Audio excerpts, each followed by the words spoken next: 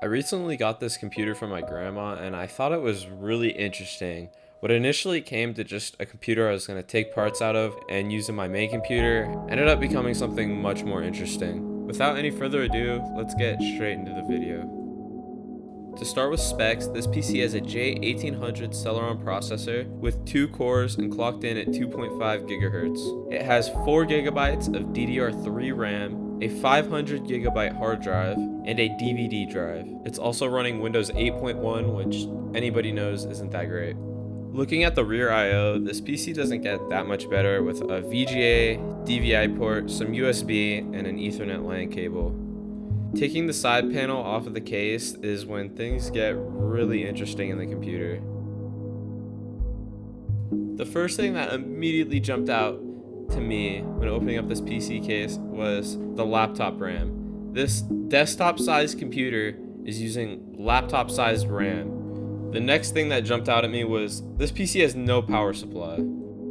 If you were paying attention when I was showing the rear I/O, you would have noticed that there was no spot for a normal power cable. Instead, it uses what looks to be a laptop power cable and plugs directly into the motherboard. So let's recap. This desktop computer is using laptop RAM, does not have a power supply, and instead uses a laptop charging cable that plugs directly into the motherboard. That is the size of an Xbox controller.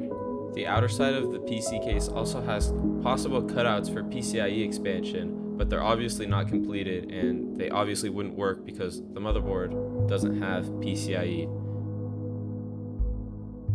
Now, what's probably on everybody's minds, or at least mine, is why would HP do this in the first place? Why would they sell a desktop that is lacking all the features and expansions that a desktop has? And although I couldn't find a definitive answer, I think I have a good one. This desktop was probably very cheap, even for its time, back in 2014. Actually, it's not really a guess, I know it's cheap, because if you look on the price history for this item, it started out at about $200 but dropped in price all the way down to $177, which is a really compelling price for a desktop. If I had to guess, HP was using the laptop parts in this desktop form factor computer in order to cut down on prices and save money. If you didn't know, laptops are much more sold currently than desktop computers, especially in the office or personal computer industry. My guess here is that HP had an overabundance of laptop parts and they wanted to cut down prices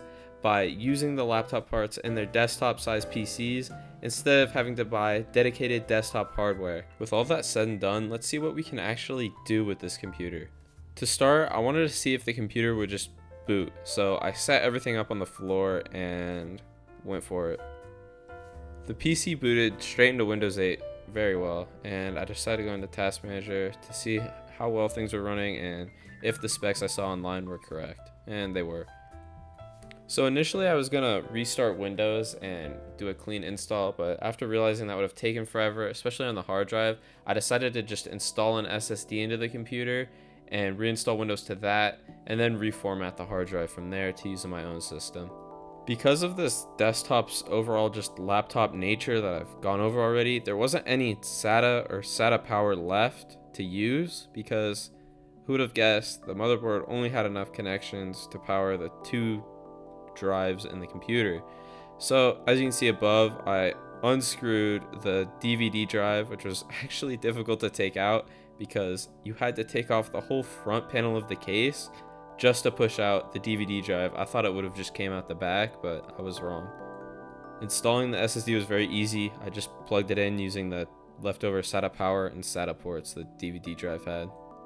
Anyways, I managed to install and boot into Windows 10. I would have done 11, but for some reason this PC didn't meet the Windows 11 requirements. I think it must have had to have been something with the BIOS because it met the requirements, at least on a hardware level, but I looked it up and there were some BIOS things that it required, and I'm assuming the PC didn't have that.